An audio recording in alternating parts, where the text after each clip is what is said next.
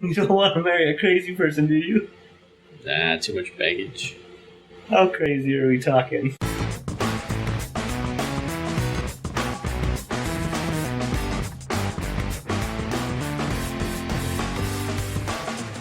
Okay, in case you haven't heard, who gets the news from us? Gene Wilder passed away. Yeah. How old was he? He was 83. So we decided to watch... I didn't know he had Alzheimer's. Oh, that's probably not something you just go around telling people. Well, no, I'm sure, like, it was in the news, but I guess I missed it. What do you know about him, like, already? Like, I'm not super familiar with him. Like, I've seen some of his movies, but, like, when I was young, and, like, on cable, so there were commercials and, like, edited and stuff. Yeah. I bought a couple movies, like Young Frankenstein and Blazing Saddles. So you're more familiar with him than I am. He's from a few movies. To mourn his passing, we watched the movie he wrote, directed, and starred in, Haunted Honeymoon. This movie was a mindfuck on, like, a couple levels. He got very David Lynchian on us at the end. Yeah. It was intense. I wanted to see this because, assuming that he did write, direct, and I know he'd starred in it. Yeah, he sure was in it. That this would be like his most true version of whatever kind of story he wants to tell. And it was pretty epic in a lot of ways. Like, for some reason, it reminded me of John Schwartzwelder, like, zany comedy. Yeah, sometimes weird things would just happen. But okay, so we should try to talk about the plot. Frank, tell me what Haunted Honeymoon was about. Well, there's these voice actors, and they're getting married, and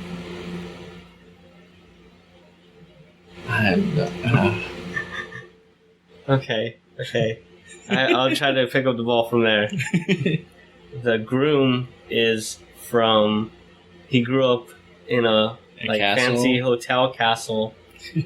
Yeah, pretty much. So basically, he grew up in a castle. So he's taking his fiance there so they could have their wedding.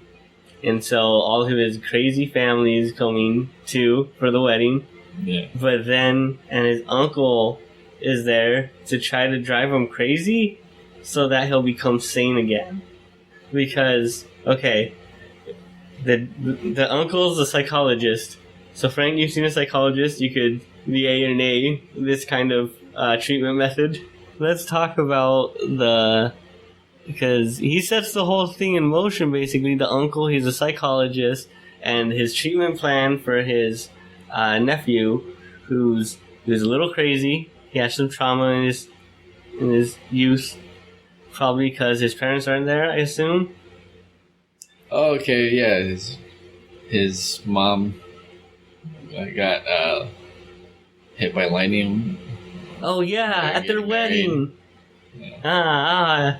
Did that kill his dad too, or? I assume so. Two birds with one stone. Plus, his mom literally said that lightning can't hurt people, which is clearly wrong. Like, you couldn't, like, the mom couldn't say, like, it's a 1 in a billion chance.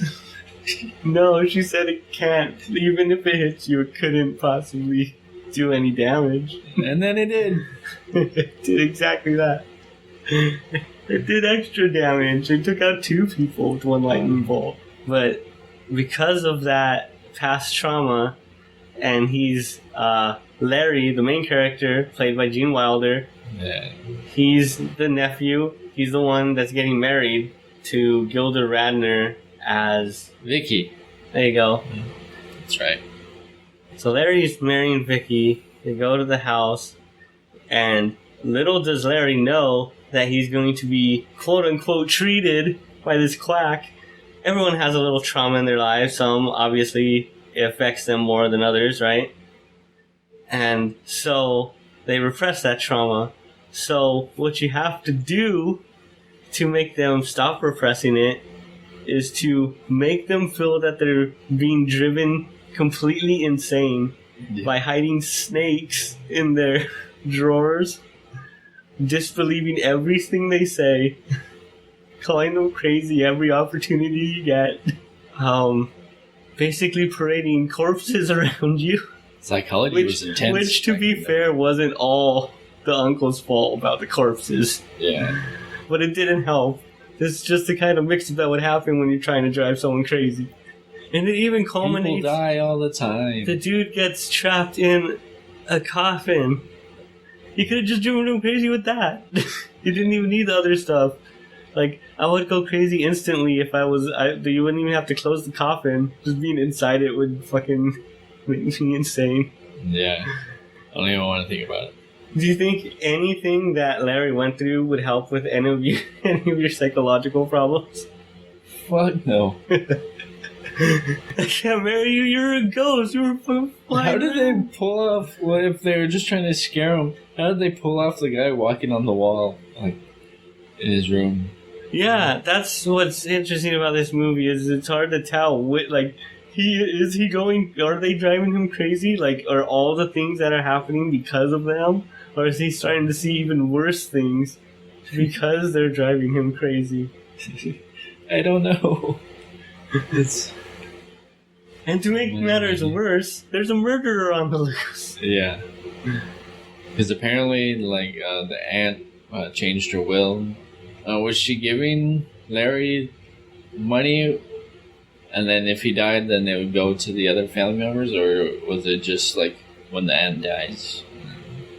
Well, no, because she said if she was to die before someone else, that the money will be divided up equally. No, if Larry died before her. Oh. Okay, so that would mean that Larry gets all the money? Anyway, it doesn't matter because the cousin wants several people dead so he could get to the will and inherit all the money in the castle. And that sweet vase. Did you know that there's a vase? There's only 3 in the whole world? And you thought it wasn't important to know that. Yeah. Okay, so they're driving Gene Wilder slowly crazy. Gene Wilder, his whole role in this was to be spooked and creeped out. Yeah, he did a lot of screaming. He had a lot of wide-eyed looks and like just staring around, which are hilarious. They found like a bunch of creepy-looking people for the rest of the family. The guy, the magician, and his eyes glow. Why did his eyes glow? What those? And he glowed them at everyone. I thought he was like... There was no point to that. Okay, so also, we before we get further, there's also a werewolf on the loose. No, but there was one of them in a mask. Yeah, so maybe... Well, there is a werewolf on the loose. Whether it's a real werewolf or a fake werewolf, or that there's a fake and a real werewolf. Yeah, who the fuck knows? We can't even ask Gene Wilder about it now. Or Gilda. Man. Yeah, the opening made me really sad. Always dead? Like, when you saw, like, how, like, the whole opening was basically just Gilda Radner. Maybe they set it up with the opening when the characters said, "It's not what you think." Right there. To let you know about the whole movie. So, if I think one thing, it's the other thing. Yeah. I got it. No. Can't be that one, then. Nothing works. Well played. But it was really sad at the beginning because Gilda Radner passed away, like, right... This was the final movie she did before she passed away. Oh, really? Yeah. And then, like, the whole opening was about her and... Gene Wilder? Gene Wilder and Gilda Radner. Gene Wilder and Gilda Radner. Radner or married. Radner? And, like, the whole opening of this movie was about, like, how in love they were. Yeah. So that was, like, super depressing. Yeah. When you go back and watch it. But now they're back together, if you believe in afterlife. And I don't want to imply that either of them did or didn't, because I don't know them. Yeah, let's just leave that alone. I think I like this movie, though. They certainly don't make them like this anymore. No. A lot of practical effects. So IMDb lists this movie, Haunted Honeymoon, as a comedy horror musical. I asked you before we watched it which one you thought it would have the most of. I thought it would be more musical. Yeah, I was hoping for... There's like 2 numbers. Yeah, I was hoping for musical, but maybe they cut all the songs out. I think it worked the way it was. It could have been as long as Suicide Squad if they left all the music in. I was expecting like if they have all the songs, I bet the story makes sense. Yeah. I assumed it would be more. It was like between comedy and horror. Some of the things in this movie genuinely creeped me out. Yeah. The dude walking on the wall. Again, how did they pull it? Even, well, what year did this movie come out? Was released in 1986. Wow. This movie is 30 years old. Nice. So they had pretty decent effects back then. Well, it was all real effects. Like they didn't have. It looks pretty good because like everything else looks old timey. You know, they really did a good job of setting it like what was it, like 40s or 50s. Well, that's what I was surprised by. Is like because I wanted to see like what does Gene Wilder want to make a movie of, you know? Yeah. That's why I wanted to pick the one he had put so much work in. Yeah. And he wanted to make a 1940s radio drama. I think that's what he really wanted to do. It's really off the beaten path there. He couldn't, I guess he can't do that no more. With a werewolf in it. It's like 80, if he is 83, so then like 30 years ago he was 53. Man. Yeah, and like a lot of the stuff he worked on dropped off like a lot after I think Gilda Radner passed away. Like he only did like one movie like every 5 years after that. Or like an appearance in a movie. What year was Stir Crazy? Stir Crazy came out in 1980. Oh, so that was before. Yep. Oh wow. So this wasn't like early in Gene Wilder's career. This is more later. Well, it looked like he did the most stuff in the 70s. In the 70s, he had like a movie or two like every year. I'm sure most of them we haven't heard of, right? Let's see. We'll start from 1970. Start the Revolution Without Me. Sounds funny. but otherwise unfamiliar to you. I know those words. Quaxer Fortune has a cousin in the Bronx. The hell? That was a movie? Is that words?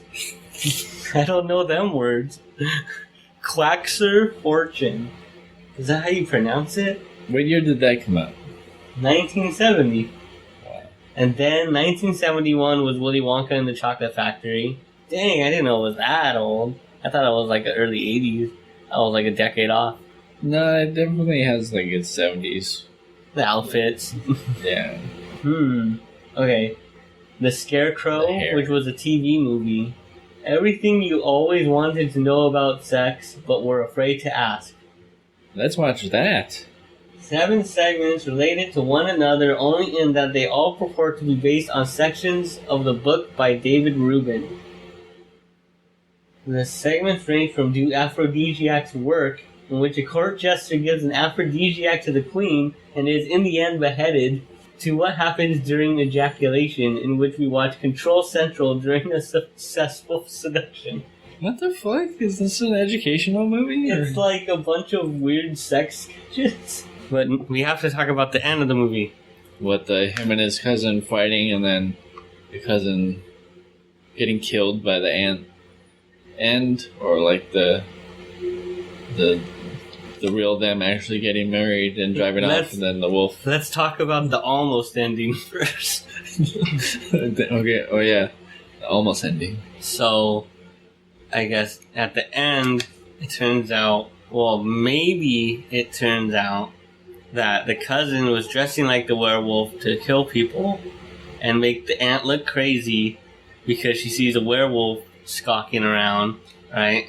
So no one will believe that her, because she's gonna say like a werewolf is killing people. That was one of the best scenes in the movie, remember? Okay, so they're all at the dinner table Oh, yeah.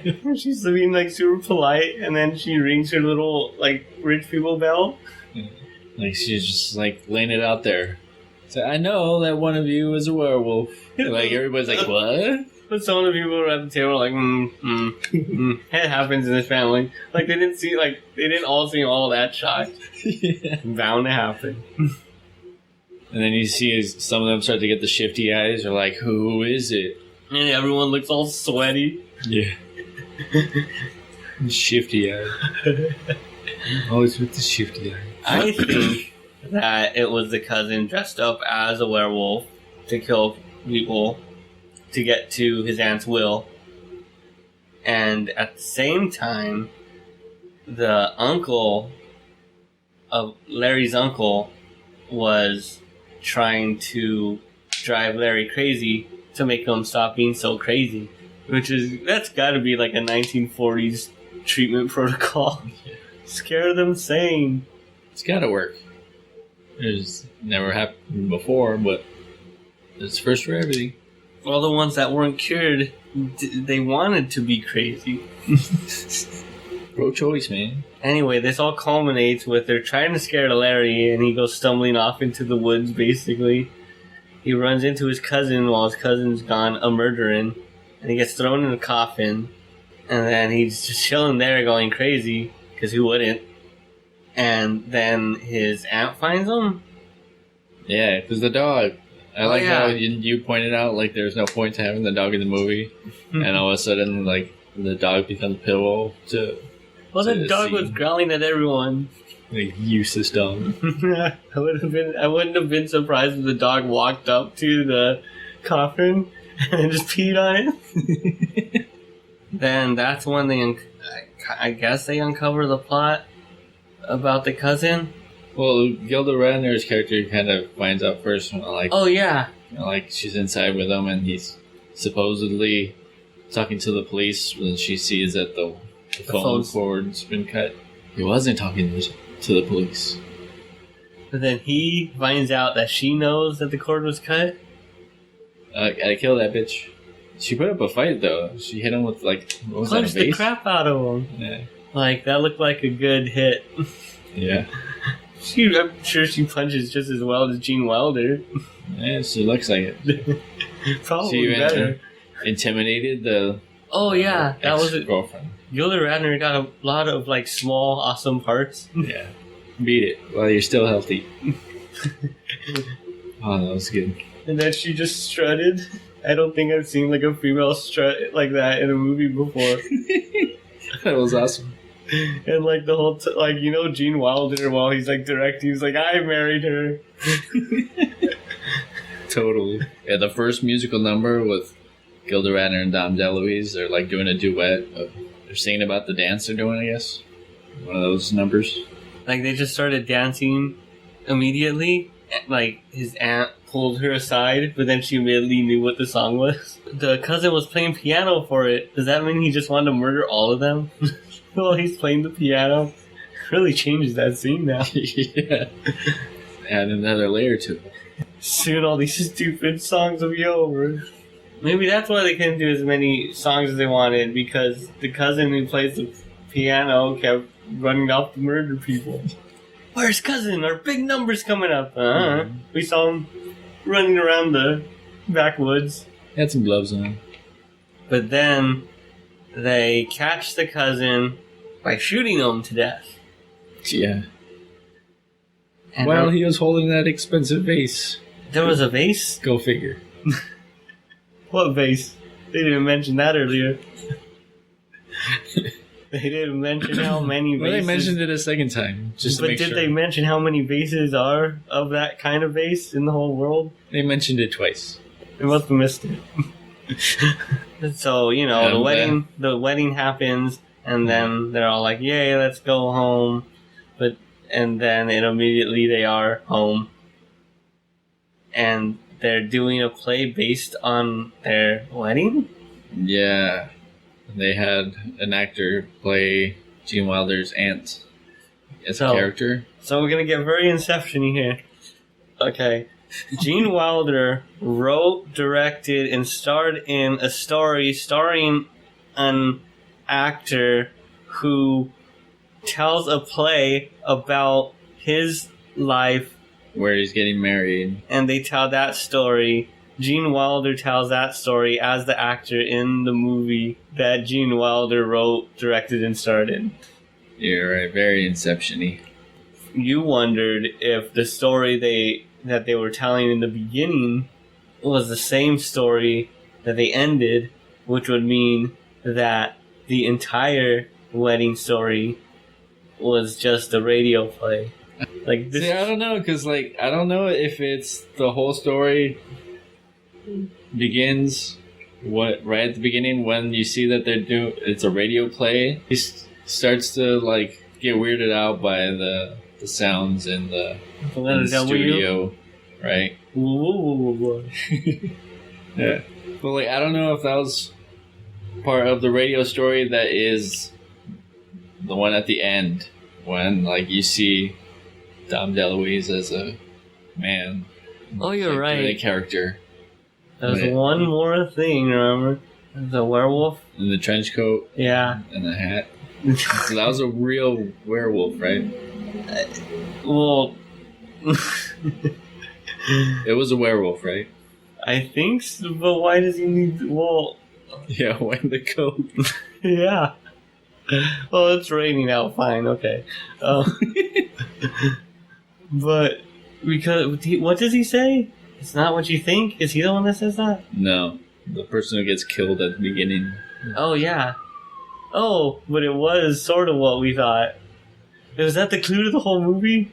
It's not what you think, but well, it kind of is, but it's complicated. That describes the movie perfectly. Yeah. Oh, that's such a mindfuck. So is Gene Wilder's magnum opus mindfuck This something you recommend? Is this the only movie that he wrote and directed and started? As far as IMDb can tell me, this is the one he wrote, directed, and starred in. There's some he's written. There's some he's done 2 of the 3. This one he did all 3. That's why he made a late 80s movie set in the 40s. God damn, it was funny. Kind of creepy sometimes. Creepy effects.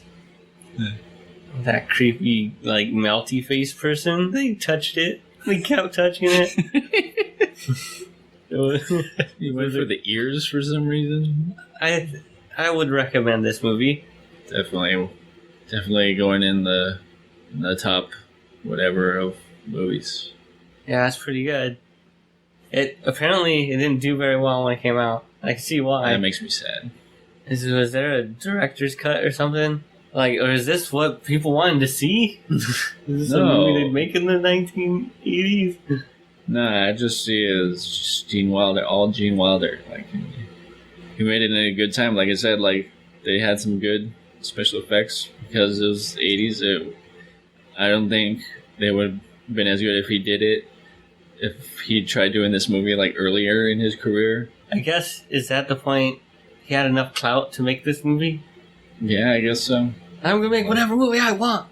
Okay. And the whole thing was just, like, totally his sense of humor, I guess. Gene Wilder was Larry, and I guess he was working on directing and stuff a lot. Larry himself didn't have a whole lot of scenes. Well, like, all his scenes just involved him standing there, wide-eyed and creeped out or weirded out. Yeah. Except for his number with his dead legs. Oh, that's hilarious. I think I've seen that bit done before, but, like, not sure if this predates that or not. Like, is it his bit? Someone had to think of that. Yeah. Well, he got to be the hero at the end by, like, fighting his cousin. Oh, yeah. Even though he was getting his ass kicked until his cousin got shot. Well, I think his wife could have took the cousin too. Vicky, Gilda Radner, the bride, like, she got one good punch in, and then Larry dives in to continue the fight. Like, maybe she could have kept going. Well, she tried like a second time, and then like the cousin just like caught shoved her. her off. Yeah, Well, Larry didn't do any better. you tried though. The aunt had a gun, so. Yeah, didn't see that coming. You think that vase would have hurt? Probably, right? Landed on him. Yeah, well, because the cousin was gonna kill Larry by hitting him with the giant vase. Yeah. Even though I'm not sure why you would kill him now, because everyone's gonna see you kill him. Yeah, you're exposed. So you kill more people? Doesn't sound like a... Kill the whole I guess family. you're not thinking straight. In for a penny, in for a pound. Maybe he thinks that just as long as he kills them, he'll still get the money, even though like he's in jail. Who knows what he's thinking? Gilda Radner acted cool most of the time. Because a lot of the scenes were just the family acting all weird murder mystery. And the most famous of the family members was Dom DeLuise. Yeah, I don't recognize any of the like psychologist uncle or the one with the white hair. Fuck. Or the balding cousin. Or the balding uncle. Or those other guys. Alright, so that's our look at... This is our commemoration of Gene Wilder.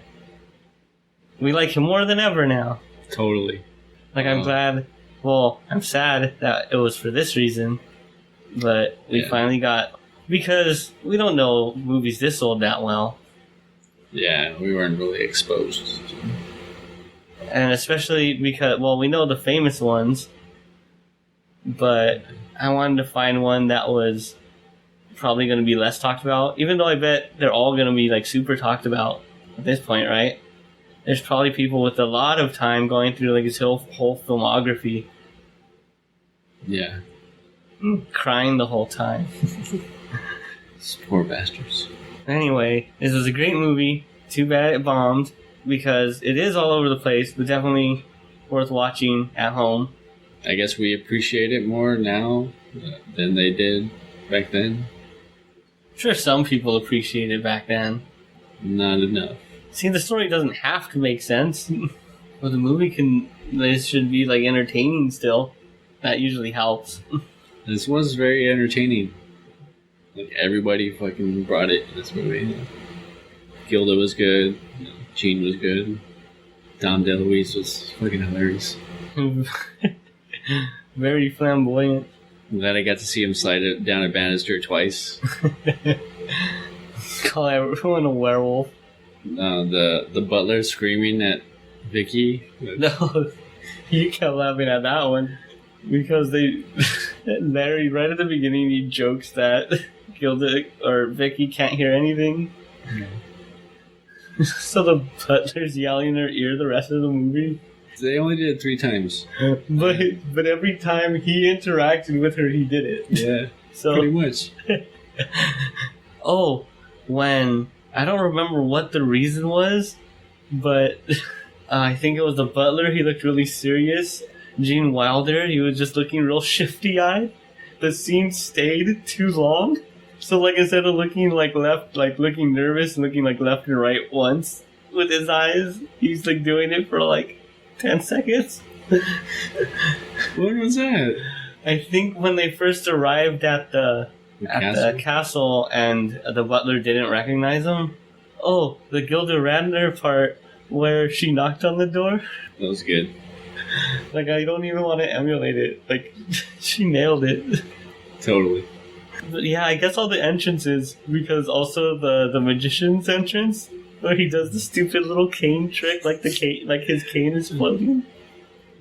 I loved how you could see the wire too. But it didn't. But then he did. Was the like maid lady even impressed with that? I don't remember. No, it was just like, what? She just took it, right? Yeah, and then he hands it to her and she just takes it. But yeah, that's normal. No, we didn't even talk about the one with the glowing eyes. He seemed really suspicious. That didn't really lead to anything. Yeah, what was up with that?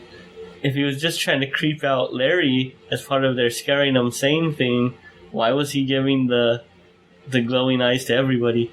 Yeah, I don't know.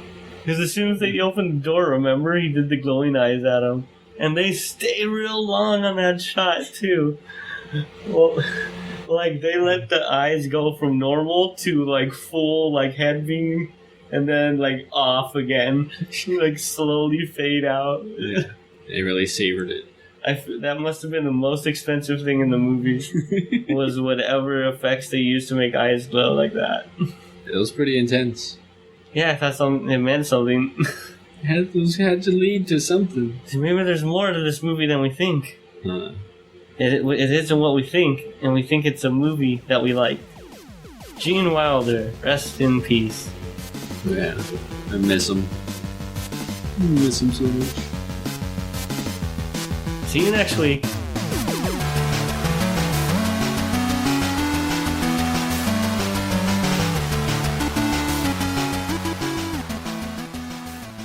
Thanks for listening to the Bystanders Podcast. Subscribe to us on YouTube at youtube.com/GameMusicForAll. You can find links and show notes from today's episode at thebystanderspodcast.com. Follow us on Instagram at The Bystanders Podcast and on Twitter at TBS Podcast. And you can support the show by subscribing to us at patreon.com/GinoBoots. I've done everything to make this movie succeed. Your movie sucks. Aw, shit.